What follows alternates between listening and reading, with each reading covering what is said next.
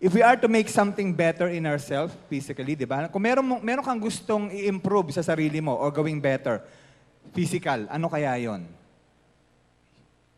Yan kaya ay ang iyong skin? Parang ito, no? Di ba? Skin? Ang iyong hair?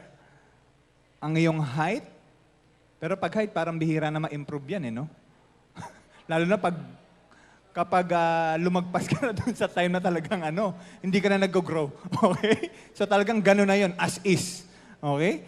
So, di ba minsan gusto natin baguhin yung appearance natin, parang pag malaki tiyan mo, gusto mong paliitin, pag medyo chubby ka naman, gusto magpa-slim, pag medyo ikaw ay dark, gusto mo magpaputi, at pag medyo maputi ka naman, gusto mo magpa-dark. Minsan di na tayo nakontento. Okay? Another question, if we are to make something better naman in our character, ano kaya yon? Ba, ikaw medyo balasubas ka ngayon.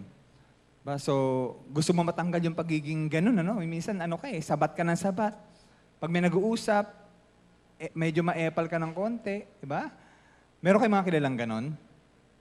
I'm sure meron. O baka minsan tayo yun, no? Okay. Actually, merong isang, kahapon lang, nanonood ako kasi dahil holiday, nanonood ako ng cable. Napanood ko yung story ni Butch Belhica. Kilala niyo ba si Butch Belhica? Isa tong gang leader nung panahon noon, mga 1960, 68 ba, Mami? 67, 68, Kasabayan to nila Asyong Salonga, nila Bingbong Crisologo. Okay? So, ito ay nakulong sa maximum penitentiary dyan sa Muntinlupa. At anak mayaman siya, pero napariwara ang buhay niya. And doon sa kulungan, after nung marami niya mga na-experience sa pagpatay, at talagang naging leader siya ng gang niya, nung nandun na siya sa Iwahig compound sa Palawan, kasi yung isang pinakamalayong kulungan natin, bukod sa Muntinlupa, yun sa Palawan. No, maski tumakas ka doon, hindi ka makakabalik ng Luzon. Kasi dagat ang dadaanin mo. So, nung nandun na siya, alam niyo ba doon siyang kinausap ng Panginoon? Although hindi na napakita sa movie kung paano siya naging Christian. Pero unti-unti, pinakita nung nagbabasa siya ng Bible. At later on, nagbago itong si Butch Belhica. At after mga ilang taon, siya ay nakalabas at siya ngayon ay senior pastor ng isang church somewhere sa Quezon City. At siya rin at the same time naging parang counselor yata or congressman ng Quezon City. Ito yung kaibigan ni Pastor Roman, si Greco. Naalala niyo yon? So si Greco Belhica is a parang counselor ng Manila or ng QC yata. Okay, so doon pinapakita sa movie na yun na nagbago ang character ni Butch Belhica. So doon sa isang pagiging masama na talagang walang takot, walang haba sa pagpatay, later on, talaga nagkaroon ng takot sa Panginoon at bigla talagang, hindi naman biglaan, pero unti-unti siyang binago ng Panginoon. Sino sa inyo gusto niyo yung gano'n? Wala naman kayong gustong baguhin physical sa katawan ninyo, pero gusto niyo maging better yung inyong character, yung inyong ugali. Meron bang gano'n dito? Gusto niyo magbago? Yun nga lang, minsan ang hirap, Sabi nga nung kanta, gusto kong bumait, pero hindi ko magawa. Diba? Pinaulit-ulit pa niya. Gusto kong bumait, pero hindi ko magawa. Maya-maya malalaman natin, ano ang reason, bakit gusto mong bumait, pero hindi mo magawa. Okay? Another question, do you want to become better in handling finances, relationships, or family, or even yung cell group mo? Gusto mo maging better kung ano yung estado mo ngayon sa pag-handle ng finances, halimbawa talagang at the age of 30, talagang medyo wala ka pa masyado naiipon. O at the age of 40, wala ka pa rin masyado na-accomplish sa buhay. Gusto mo ba maging better ang pag-handle mo ng finances, ng iyong career? Okay, meron ako narinig na isang politician ng Caloocan, ang sabi niya, habang tumatanda daw ang isang tao, dapat daw tayo ay pabuti ng pabuti. Okay? We should become better people every day. Naniniwala ba kayo noon? Habang tumatagal, habang ikaw ay dumadalo sa mga gawain natin dito every Sunday, ang resulta nito, ang end result nito, o yung output, dapat ikaw ay nagiging better na person. Okay, tanongin mo nga, nagbago ka na ba? Tanongin mo katabi mo, may nabago na ba sa'yo? Marami-rami na ba yan? Okay? And then sometimes, when we, based dun sa title natin, Better Than Yesterday, pag sinabi natin yesterday, it talks about the past, di ba? Nakaraan. Okay, marami tayong nakaraan na talagang kung saan tayo ay naging failure. tayo ay nagkaroon ng mga experiences na hindi nating inaasahan. And minsan, yung past na ito yung nagiging kung ano tayo ngayon eh. Okay, ang sabi ni Rick Warren, we are products of our past, but we don't have to be prisoners of it. Okay? We are products of our past, but we don't have to be prisoners of it. Kung ano yung ugali mo ngayon, it is because dahil doon sa mga nangyari sa iyo sa nakaraan. Okay? Pero ang good thing nito, kapag ikaw ay nagtiwala sa Panginoon, pwede pa mabago yan. Okay? Our past may shape us, but it doesn't define us. Okay? Your past may shape you, but it doesn't define you. Hindi ibig sabihin criminal ka. O ba, yung story ni Butch Bellica, no, Bing Bong Crisologo. Criminal sila noon. Pero nung nag-decide sila na magbago para sa Panginoon, naging mabuti silang tao at naging mabuting mamamayan ng bansang Pilipinas. So maaaring ikaw noon ay failure, ano? Marami kang experiences ng pagbagsak. Halimbawa na lang, sa school. Parang si Kuya Ramil. Lagi ko na itong kinukwento, no? At ako yung maganda example dito. Alam niyo ba nung college, yung algebra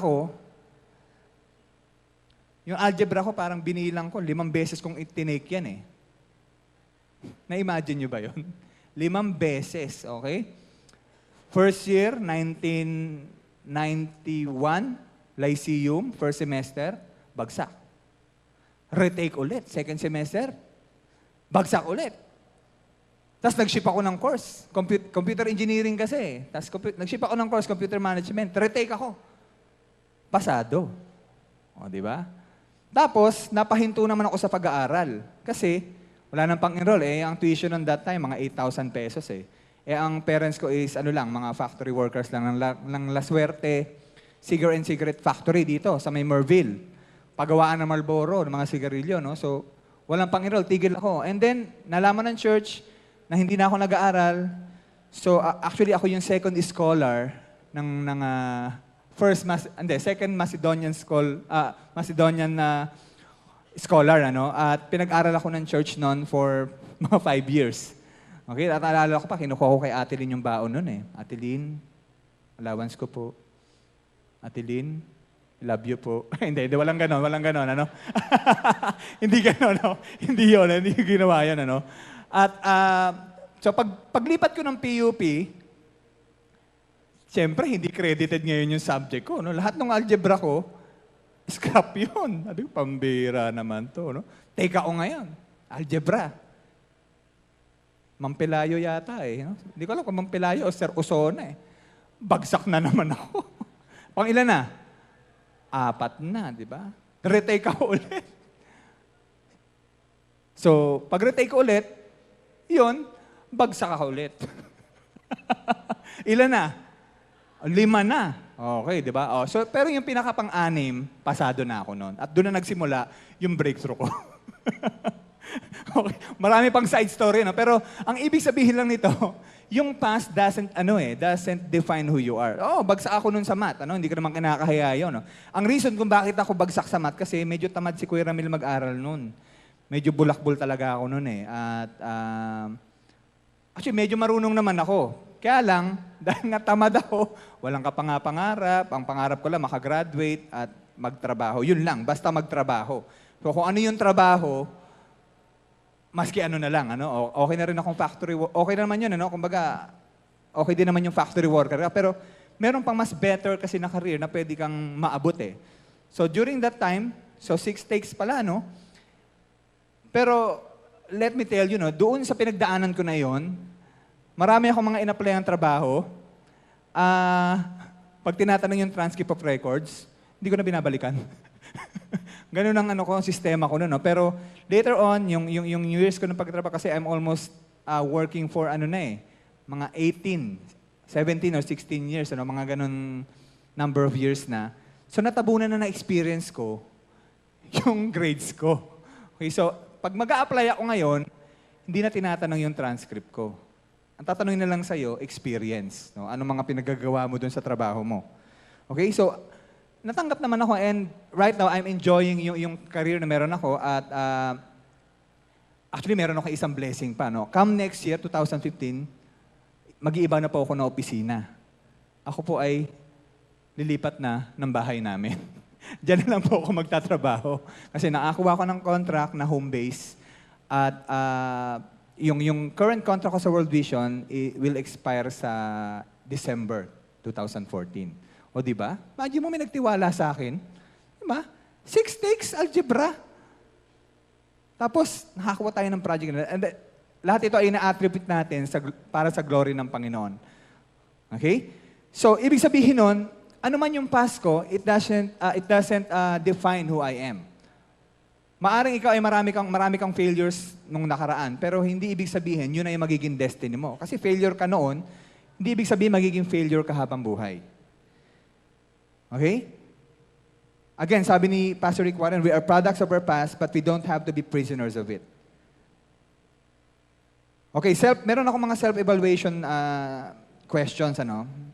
Have you become a better, kung i-analyze natin ang ating sitwasyon ngayon, have you become a better daughter these days?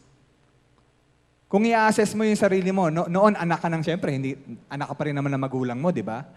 Kung paano ka naging anak noon, nung nagsimula kang umatay ng All for Christ, naging mas mabuti ka bang anak? Naging mas mabuti ka bang kapatid sa mga kapatid mo? O baka nung simula na umatay ka ng All for Christ, naging lalo kang alaskador. Di ba? Lalo mo inaalaska yung kapatid mo. Nung nagsimula ka umatay ng All for Christ, meron na bang mga nagbago sa'yo? Naging better student ka ba? Na-inspire ka ba sa mga tinuturo dito sa church na talagang ang sinasabi natin lagi ay mag-aral tayo mabuti? Di ba? Or have you become better in handling your finances? Maaring noon, ikaw ay talagang, nung una ka nakakilala, hindi ka pa masyadong giver. Di ba? Parang yung tithes and offering up to now, minsan hanggang issue mo pa rin yan. Pero that was 10 years ago. Ngayon, issue mo pa rin ba yung giving and yung tithes and offering? Or possible na noon, hindi ka nagbibigay, hindi mo ma-accept na kailangan mong ibigay ang resources sa Panginoon. Pero ngayon, dahil hinipo ka na ng Panginoon, meron na siya mga binigay na blessing sa iyo at karapat-dapat lang na talaga na ibalik mo lahat ng glory na yon with your resources. Or have you become a better spouse? No, sa ating mga may asawa, Mami, naging better spouse ba ako sa iyo? What do you think? 1 to 10. 10 the highest. Sabay ganun, 6 naman daw. O, pasang awa. Hindi, ang dinig ko 9 eh. 9 ba sinabi mo? 11 ba? Okay. Have you become a better ministry head team member? O kung head ka ng ministry, naging better ministry head ka ba? Kung paano mo hinandle yung ministry mo a few years ago, mas better ba yung pag-handle mo ngayon? Or have you become a better cell leader or cell member? O hanggang ngayon, cell member ka na nga, hindi ka pa nag-a-attend ng mga spice group meeting at cell group, yung close cell meeting ninyo. Late ka na noon, late ka pa rin hanggang ngayon. Di ba? Or have you become a better primary 12, 144, 1728 sa panahon ngayon? Okay, kayo lang makakasagot niyan. Ngayon, meron ako ilang mga points, 3 lang ito, on how we can experience better days or better days ahead of us. Okay? Number 1. So for us to experience better days ahead, meron 3 points na kailangan tayong gawin. Number 1, anchor your life on God's promises. Okay, marami mga tao, pag sinabing, ano ibig sabihin ng anchor? Ano sa Tagalog ng anchor? Angkla. Saan ginagamit ang angkla? Sa bangka, sa barko. Anong purpose ngayon ng angkla? Para maging stable yung bangka. So, maski gaano man kalaki yung bangka, yung barko, pero yung angkla, di ba, napakaliit lang nun eh. Pero pag nilaglag mo yun dun sa water, so pag maalon at nagkaroon ng konting mga bagyo at hangin, hindi isisway yung bangka na yan. Medyo magiging stable siya. Okay? So the same thing sa bangka, ganun din. At pag nilaglag mo yon sa tubig, so tatama yon dun sa seabed, magiging stable yung iyong bangka. Okay, ang ibig sabihin nito is, we need to anchor our life doon sa promises ng Panginoon. Meron ba mga promises ng Panginoon na binigay sa atin? Halimbawa, John 10:10. Anong sabi sa John 10:10? I have come to give you life and have it to the full. Di ba? Ang promise ng Panginoon, nagpunta ako rito para bigyan ka ng buhay na sagana. Hindi lang basta buhay, kundi talagang sagana sa buhay. Matthew 6:33, anong promise niya? Seek ye first the kingdom of God, and all these things shall be added unto you. Jeremiah 29:11, anong sabi doon? For I know the plans that I have for you, says the Lord, plans to prosper you, not to harm you, plans to give you hope and a future. Marami ng promises ang Panginoon sa atin. Pero most of us, hindi tayo naka-anchor, hindi tayo nagtitiwala doon sa promise ng Panginoon. Kaya minsan, hanggang ngayon, parang yung buhay mo hindi nakakaranas ng blessing. Bakit? Kasi kung saan-saan tayo nagtitiwala eh. Kung kani-kanino tayo nagtitiwala at kung ano-ano yung pininiwalaan natin. Okay, let me give you an example.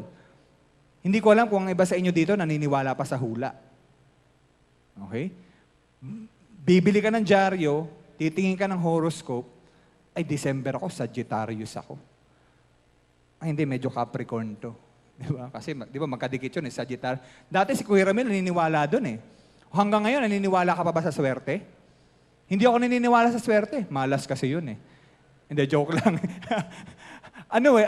Minsan, we trust yung mga ganitong klase ng mga nababasa natin sa dyaryo, sa internet, horoscope, na para bang ang mga good things na pwede mangyari sa buhay natin ay nakadepende sa mga posisyon ng mga bituin. Naniniwala ba kayo doon? Actually, sabi sa Bible, we should not believe those kinds of things. Kasi ang future natin nakadepende sa Panginoon natin. If we are to respond rightfully doon sa commands na binibigay sa atin ng Panginoon, then sure ka na yung blessing ng Panginoon ay ibibigay niya sa iyo.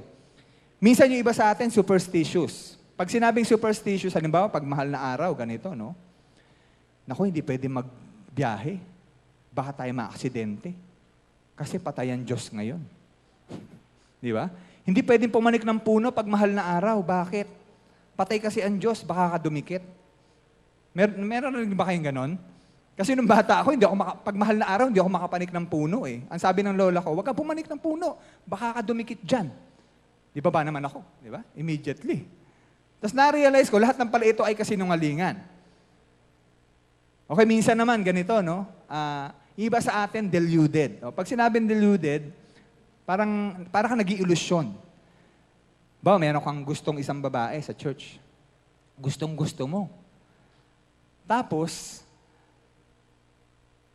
nag-iinip ka ngayon. Diba? Pag-inipan mo, kinakasal kayo. Tutulog ka. Diba? Ganun pa yung pagkakaano mo, no? Actually, kaya mo siya napag-inipan kasi isip ka ng isip. Diba? Meron bang ganun sa inyo dito? Huwag na ay umamin, huwag na ay magtaas ng kamay. No? Kaya mo siya napag-inipan kasi panay ang isip mo. Isip ka ng isip na talagang gusto mo masabi, para pag sinabi ko, napag-inipan kita eh. Para walang lusot yung babae sa'yo. Minsan may babae din gano'n, no? Napag-inipan kita eh. Pwede ba akong pag-pray? Mga ganyan, ano? Now, I'm not saying na ang dreams ay hindi totoo. Okay? Pero minsan, depende yan, ano? Another topic ito about dreams, ano? Pero sa ganitong sitwasyon, kaya mo siya napag-inipan kasi isip ka ng isip. Pansinin mo, di ba, merong isang bagay na lagi mo iniisip? Pag Dota ka ng Dota, napapaginipan mo na yung Dota. Si Kuya Renz nga eh, nag-headshot pa, Counter-Strike. Nagising siyang ganon, headshot ka. Buti lang hindi namatay yung katabi niya. Hinheadshot niya eh. Okay. Pero yun yung past ni Kuya Renz, okay? Nagbagong buhay na si Kuya Renz eh. COC na siya ngayon. Sila nila Kuya Frank, ayan. May mga kasama yan eh. At ang master niyan si ASAP. Okay? Minsan naman, we anchor our lives sa ating finances. Ang feeling mo, kapag ikaw ay maraming pera, parang hindi ka na matitinag. Di ba? Kaya nga maraming mayaman ng nalululong ang buhay sa kung saan-saan eh. Kasi ang tingin nila, yung pera nila, yung finances nila, yun yung pwede nilang sandigan. Okay? Again, ang pera, ang finances, kapag mali ang pag-handle mo, pwede kang i-master niyan.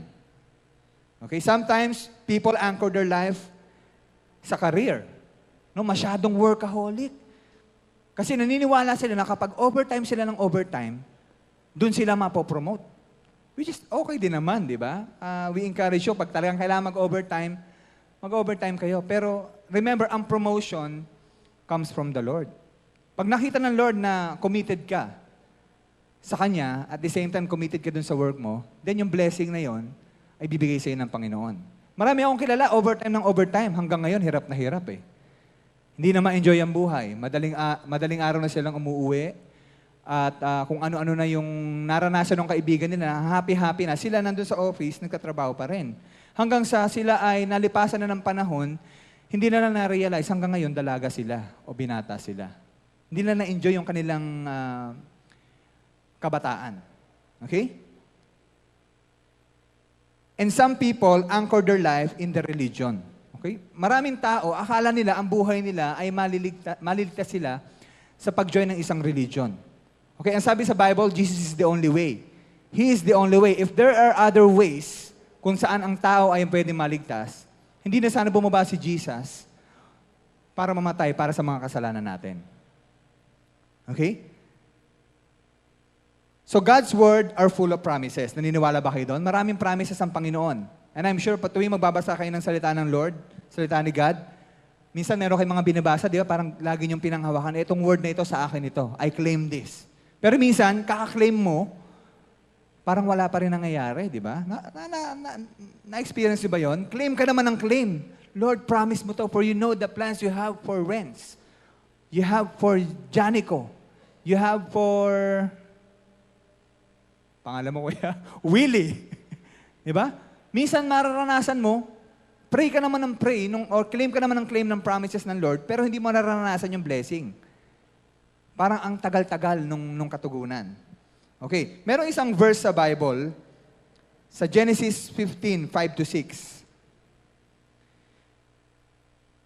Okay, ito yung time na si Abraham ay kinausap ng Panginoon. Sabi sa Genesis 5, He took him outside and said, "Look up at the sky and count the stars.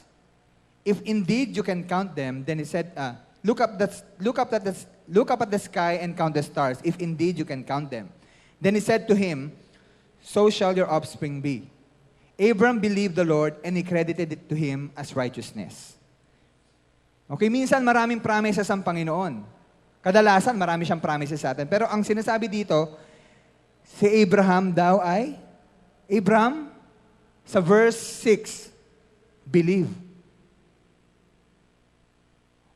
Okay, ang sabi dito, nung naniwala siya sa Panginoon, it was credited to him as righteousness. So pag ikaw pala ay naniniwala sa Panginoon, nanampalataya sa Kanya, you are righteous before God. Romans 4:21-22, being fully persuaded that God had power to do what He had promised, this is why it was credited to him as righteousness. So, kinote yung verse doon sa Genesis. Nung nasa Romans na, kinote ni Apostle, yung verse na binanggit doon sa Genesis, na yung time na nagtiwala si Abraham sa Panginoon, naniwala talaga siya. It was credited to him as righteousness. And then later on, yung promise ng Lord sa buhay niya na yung kanyang offspring ay magiging sindami ng bituin at sindami ng mga sand sa seashore ay nangyari at nagkaroon ng katuparan sa buhay niya. Okay. So si Abraham mismo, he anchored his life sa God. So ang tanong ikaw, saan naka-anchor ang buhay mo? Diba? Tanongin niyo yung sarili niyo, no need to answer this. Sagutin niyo lang ng inyong personal. Saan naka-anchor ang buhay mo? Sa Panginoon nga ba? O sa superstition, sa finances, sa career, sa religion, o sa mga hula. Again, anchor our life on God's promises. Okay, number 2, how can we experience better days ahead? Number 2, respond in faith. Okay, madalasan natin ito ma-receive faith, ano? Maraming beses, many times God already wants to, God already wants us to experience yung pagla-level up sa buhay natin. Gusto niya na umangat ka sa kahirapan. gusto niya na lumigaya ka. Gusto niya na ma-experience mo yung fullness of blessings. Pero minsan merong kulang. Ano ang kulang? Minsan we don't respond in faith. So God wants us to bless, or God wants to bless us financially, but we don't respond in faith sometimes by not giving to the Lord. No, hindi mo. Halimbawa, gusto mong pagpalain ka ng Panginoon financially. Sino gusto ng pagpalain ka ng Panginoon financially? Gusto mo yung talagang yung finances mo hindi nagkukulang. Pag may nakita kang gusto mong kumain, nagugutom ka, hindi, 10 na lang pera ko eh. Diba? Minsan ganun no? Parang pag binless tayo ng Panginoon, or minsan yung feeling natin na gano'n, minsan parang, kailan ba matatapos to, yung paghihirap ko? Alam niyo ba sa family namin, yung Caballero family, alam niyo ba ang parents ko is, maaga silang nagpakasal. Okay? Actually, muna sila, nag-elope. Nagtanan, Nagtanan, tapos, nung inuwi ng father ko yung nanay ko doon sa Nueva Ecija, siyempre, galit na galit yung lolo ko, inuwi yan dito. Di ba? So, pero wala na nagawa. Then later on, kinasal na.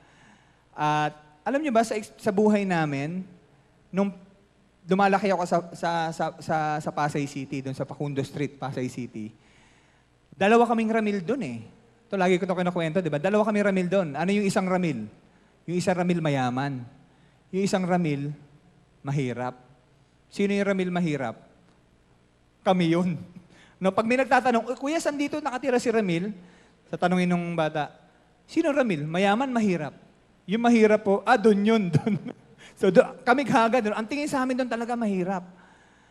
At dumating yung time na para bang nung ako ay nagbibinata, parang minsan naiisip ko din, Lord, kailan mo ba kami, hindi pa naman actually Lord, wala pa kasi akong pagkakalala kay Lord noon. Parang naisip mo, kailan ba kami aahon sa kahirapan? Kailan ba ako matitigil sa pagkain ng kanin na ang ulam ko ay kape? Ang ulam mo ay asukal. Ang ulam mo ay patis. Ang ulam mo ay toyo. Masarap din naman di ba? Enjoy na, lalo pag gutom na gutom ka. Di ba? Pero minsan nagsasawa ka, Lord, parang pagpalain mo naman kami, pagpalain mo naman yung magulang ko, i-bless mo naman yung magulang ko.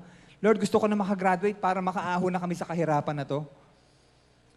Alam nyo, after mga ilang taon, and I can say up to now, talagang natutunan namin yung faithfulness ng Panginoon sa buhay namin ay gano'n na lang. Yung favor ng Panginoon, minsan yung mga blessing na hindi mo ni-expect ay pinagkakalob ng Panginoon. Why? Kasi I anchored my life sa pangako ng Panginoon. And then number 2, I responded in faith. Okay? Merong isang story, si Peter. Naalala niyo si Peter nung lumakad siya sa tubig? Di ba? Peter walked on water. Yun yung time na yon, sabi niya, Lord, kung totoo ka, pwede ba akong lumakad? Pwede ba akong pumunta dyan sa pwesto mo? Di ba? Sabi niya kay Jesus. Merong isang commentary. Ang sabi, kung hindi raw naglakas loob si Peter na bumaba ng boat, hindi siya makakalakad. Kasi baka ang gawin ni Peter, Lord, palapitin mo naman tong boat dyan. Parang hinila lang, At meron akong nakitang isang book, ang title ganito or actually isang quotation sa internet. Sabi dito, if you want to walk on waters, step out of the boat. Kung gusto mong lumakad sa tubig, hakbang ka. Hindi ka makakalakad sa tubig nang hindi ka lumalakad. Marami sa atin, parang in a way, parang nag-wishful thinking. Lord, gusto ko ng ganito. Gusto ko ng ganito. Gusto nang iangat ng Lord yung salary mo? By giving you another position or by parang guiding you na mag-apply sa ibang trabaho. Pero minsan wala kang lakas ng loob. No, you don't take risk. Kasi sigurista ka Alam niyo ba kay Lord, hindi uubra yung sigurista? Pag sinabi sigurista, hindi ka kikilos hanggat hindi mo pa sigurado yung pupuntahan mo. Meron ba sigurista rito? Pumanliligaw ka. May mga nanliligaw, bago ligawan yung babae, kailangan malaman niya muna, dapat gusto ko na ito. Tsaka niya liligawan. Diba? O di kaya, pag mag-a-apply ka ng work, ganito naman talaga yung sistema. Pag mag-a-apply ka ng work, ang sabi ng mundo sa atin, Which is okay din naman. Pero minsan may mga, may mga ways na ililid ka ng Panginoon to do these kinds of thing. Halimbawa, mag-apply ka ng work. Ang papayo sa'yo, before ka mag-apply ng work, mag-apply ka muna before ka mag-resign, mag-apply ka muna. Siguraduhin mo muna meron ka ng trabaho bago ka mag-apply. Di ba? Kadalasan ganun eh. Pero minsan, ililid ka ng Panginoon to take the risk. Minsan, ililid ka ng Panginoon na before ka makakuha ng bagong trabaho, dapat, kumbaga, before ka makakuha ng isang trabaho, wala ka na dun sa current post mo. Well, bakit ko sinasabi yun? Kasi ganito yung working sa akin ng Panginoon. Yung time na ako ay nag-work, marami ako mga ina-applyan. Siyempre, you want better opportunities, better salary, higher salaries. Pero napapansin ko, pag nag-a-apply ako, hindi ako natatanggap. Ang laging reason, availability. Hindi ako available. Kasi di ba usually, pag nag-resign ka, meron niya nga 30 days notice. Okay? 1 month ka muna bago ka pwedeng talagang mawala. So sure na yung position, pero dahil hindi ako available, hindi ako matanggap-tanggap. And then dumating yung time, talagang naglakas loob ako, take risk eh. Di ba? Sabi doon, take risk. Step out of the boat. Then after I resigned, natanggap ako doon sa bago kong work. Okay, minsan ganun, And going back doon sa example natin, sa panliligaw. Sa mga guys, wag tayo masyadong sigurista, especially if you're on the right age na. Pag nasa hustong edad ka na, mag-take ka ng risk. Manliligaw ka na lang, itodo mo na. Kumbaga, wag sigurista kasi unfair yun eh. Sabay ganun, kumbaga, inalam mo muna na gusto ka bago mo ligawan. Di ba? Amen ba dyan, mga single? Asa na mga single? Ayun. Okay? Okay, kay God, di uubra ang sigurista dahil kay God, sigurado ka. Di ba? Sarili ko yan. Lagay nyo, Ramil Caballero. Hindi, joke lang. Okay? One definition ng faith. Okay, faith, ito galing to sa World Vision, meron kasi kaming book, meron kasi mga manuals. Ang sabi dito, this is what faith is not. Faith is not believing that God will do what you want. But it is believing that God will do what is right. No, according sa plano ng Panginoon sa buhay mo. Hindi dahil dinesire mo na gusto mo. Halimbawa, may gusto kang isang kotse, Lord, ang ganda ng kotse niya. Bigay mo siya sa akin. Pwede ba yon? Hindi pwede yun kasi may may-ari na eh. Mag-pray ka ng iba. Minsan ganun tayo, parang super spiritual, na meron nang nagpo-possess ng isang pinagpipray natin, pinagpipray pa rin natin sa Panginoon. So, in conflict. Ang sabi diyan, but it is believing that God will do what is right. Kung nakikita ng Lord na appropriate sa'yo yung pinagpipray mo, ibibigay niya yon according to His time. Okay? If we want to do something great in life, be a risk taker. And maraming mga stories tayo maririnig, na nung nag-take sila ng risk, doon sila naka-experience ng breakthrough.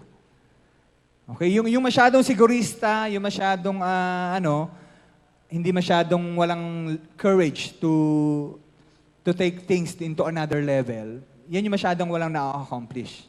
Pero yung those people na talagang willing mag-take ng risk, sila yung nakaka-experience ng breakthrough sa buhay nila. Okay, I'm not saying na pag kinausap kayo, pag meron kayong gagawin, mag-take kagad kayo ng risk. No, ask God. Tanungin niyo ang Panginoon, Lord, anong gagawin ko? O if God is leading you to do something na parang hindi ginagawa ng iba, kung malakas ang conviction sa'yo, do it. Huwag ka matakot. Okay? Sabi mo sa katabi mo, take risk. Huwag ka sigurista. Okay? Number 1, anchor your life on God's promises. Number 2, respond in faith. Number 3, wait on the Lord. Actually, ito yung isa sa mga mahirap gawin. Di ba? Kung meron isang pinakamahirap na gawin sa buhay natin, ito yung mag-antay. Sino dito gusto mo yung nag-aantay ka? Yung nangako sa'yo darating ng alas 7, dumating alas 10, tas walang text. No? Ni ha, ni ho, hindi nag-text. Gusto pa yata magpapasa ng load. Di ba? Ito, aminin natin, di ba? Parang andaling gawin. Di ba? Hindi, antayin mo lang. Pero minsan, yung pag-aantay mo, pag matagal na, di ba, nakakainip na, kung ano-ano na naiisip, ba't hanggang ngayon wala pa siya? Siguro ganito, baka may nang hold up na sa kanya. Baka kung ano na nangyari, di ba? Kung ano-ano naiisip natin. Pero ang sabi ng Bible, wait for the Lord, be strong and take heart, and wait for the Lord. Ay, inulit niya, di ba? Sabi mo sa katabi mo, wait on the Lord. Antayin mo yung time na tugunin ng Panginoon yung promise mo. Yung promise niya. Okay? It is very hard sa mundong ginagalawan natin na kung saan ang lahat ay instant. Instant coffee, instant noodles. Ano pa ba mga instant dito? Eh, diba, maski hindi naman instant yung order ka sa Jollibee. Ilang minutes lang, meron ka ng food. Papagas ka, ilang minutes lang. Pero pag yung pag-aantay mo ay talagang napakatagal na, doon natetest yung ating patience. Okay? Remember, God has His time. Naniniwala ba kayo doon? Ang Panginoon, meron siyang sariling oras. At yung oras niya, hindi pareho ng oras natin. Meron tayong tinatawag na chronological time, or yung chronos. Yung chronos, ito yung time na kapareho ng time natin. Specific. Okay? O, alas 12, darating yan. Pero yung time na ginagamit ng Panginoon is Kairos time. Pag sinabing Kairos time, ito yung tinatawag natin God's time. Wala nakakaalam nito. Kaya ngayon pagdating ng Panginoon, hindi mo pwedeng i-calculate eh. Hindi natin pwede sabihin na sa ganitong date darating si Jesus. Why? Kasi Kairos time ang ginagamit ng Panginoon. And the same thing sa mga prayer concerns natin. Yung mga promises na hinihingi natin sa Panginoon, Kairos time ang ginagamit ng Lord dyan.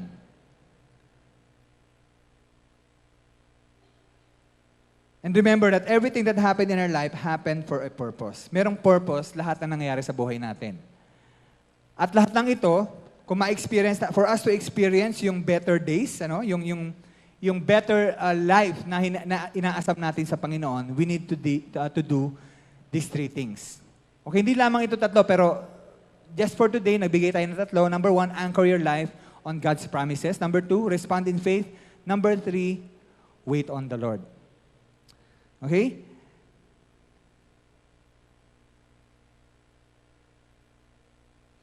Okay, mga ilang practical things, kung paano tayo magiging better. Better son or daughter, better student. Pag ikaw ay estudyante, para ka maging better student, start dreaming.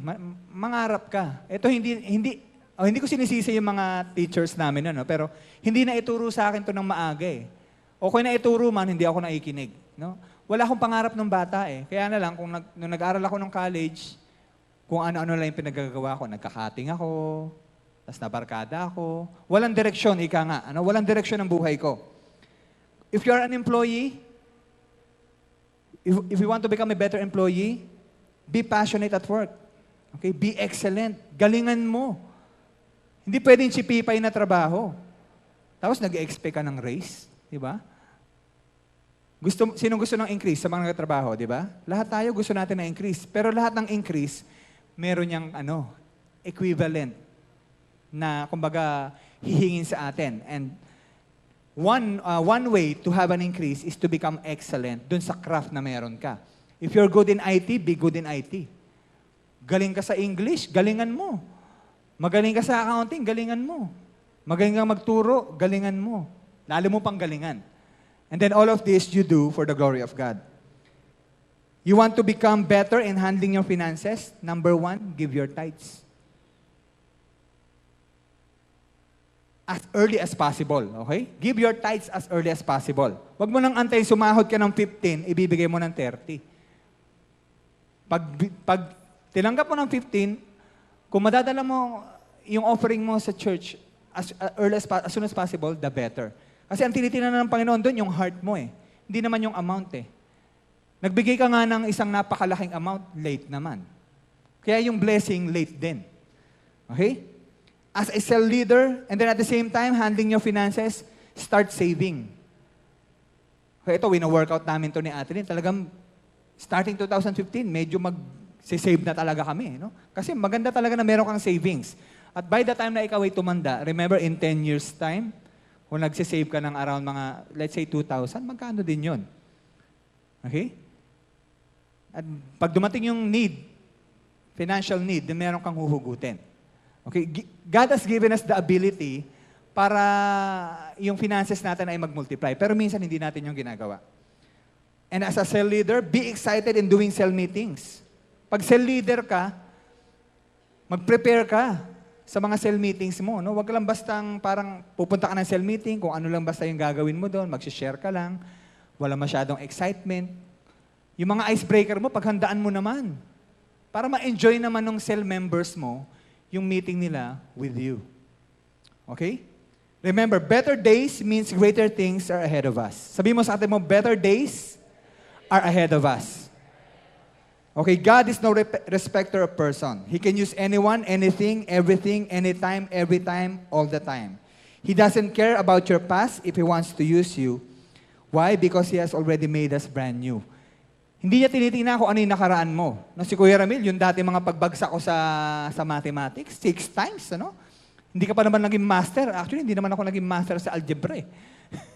Di ba? Pero again, ang sinasabi natin, God doesn't look on your past. Hindi niya tinitingnan yung nakaraan mo.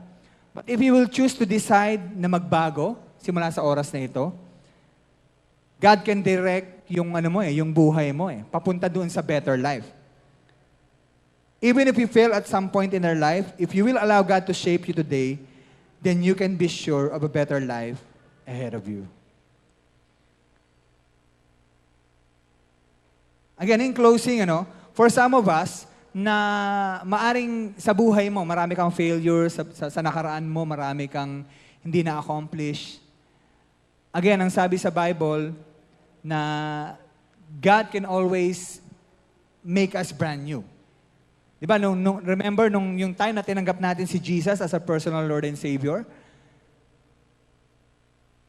binago na tayo ng Panginoon by faith. Yung buhay na meron ako noon, dati si Kuya Ramil, short testimony, si Kuya Ramil ay lumaki sa Pasay City, sa Facundo Street. Yun ay isang napakagandang lugar ng panahon ko. Napakasayang lugar. Pero dumating yung time na nauso na yung shabu, nauso na yung mga marijuana, nauso na yung mga drug addiction. And sa katunayan, yung public enemy number 1 ng Pasay, katapat ng bahay namin. Para as in, andyan lang, kitang-kita mo siya. Pero sa kabutihan ng Panginoon, medyo na saway ako ng konti, napabarkada ako dun sa mga tao na yon. Pero sa grace ng Panginoon, medyo nalayo ako. At I can say na salamat sa Panginoon kasi nalayo ako sa mga tao na yun. Kung hindi, isa ako doon sa mga pariwaraang buhay sa lugar na yon. And then when I gave my life to Jesus as my personal Lord and Savior, binago ng Panginoon yung buhay ko. Unti-unti, nagbago ko. Hindi ko naman kagad natanggal yung pagsisigarilyo, hindi ko naman kagad natanggal yung mga pag-inom-inom, yung pagsasakla, at kung ano-ano pang bisyo, hindi ko naman kagad natanggal yan. Pero as I continue to attend yung activities, yung events ng church, ng All for Christ Church sa Pasay City during that time, sa mga Bible studies o sa mga spice groups, unti-unti ko na-realize na nawawala na pala yung desire. Ayoko nang uminom, ayoko nang magmariwana. Dati yung marijuana, meron pa kami tinatawag, jumbo . Jumbo, medyo mahal yun kasi jumbo talaga. Pero yung time na yun, sa province to . Nung ginagawa ko yun, nung nandun ako sa duration ng paghitit ng marijuana, sabi ko, ganito lang pala to. Parang usok lang. Pero samantalang, pag naaamoy natin siya sa labas, di ba? Lalo pag hindi ikaw yung second hand smoke na amoy mo yung marijuana, parang, bango, parang gusto mong simutin lahat . Pero baka mahay ka Pero during that time, nung ginagawa namin yon, wala. Ordinaryong usok. And then I realized na yung buhay ko pala is not right before the Lord. Kaya pala ang buhay ko, nung panahon na yon ay napakagulo, punong-puno ng disappointments, punong-puno ng rejections, punong-puno ng kahirapan. Diba? Ang hirap ng buhay namin nun, hindi kami makaahon sa hirap . Pero when I decided to start living for God, hindi ko binago sarili ko, Panginoon na nagbago sa akin. Unti-unti binago ko ng Panginoon. When I started living for God, living for Jesus, doon ko naranasan unti-unti yung blessing ng Panginoon sa buhay namin. Yung dating buhay na meron ako, I can say na yung buhay na meron ako ngayon is a better life. Naniniwala ba kayo doon? Yung buhay na meron na ngayon is better, much, much better dun sa buhay na iniwanan ko noon. So that was 20 years ago. Or 25 years ago. So if God did that to me, or nung ginawa ko yon, ginawa ng Panginoon sa akin yon, pwedeng gawin ng Panginoon sa inyo yon. Maaaring iba sa inyo dito, you have not known the Lord sa buhay ninyo, or probably you've known the Lord, nakaka-attend ka ng mga cell groups, mga Bible studies, pero dumating yung time na parang nawala yung faith mo kay God, kay Jesus. I think the best time to commit your life again is now. This is the best time para ang buhay mo ay ialay mo sa Panginoon. Ang sabi sa Bible, sa Ecclesiastes 12, remember your Creator in the days of your youth. Alalahanin daw natin ang Panginoon habang tayo ay bata pa. Bakit? Kasi kung tayo matanda na, marami na tayong heartaches, marami na tayong pains na mararanasan. And before you realize it, ang dami mo na nagawang pagkakamali na hindi mo na pwedeng ibalik. Hindi mo na pwedeng itama.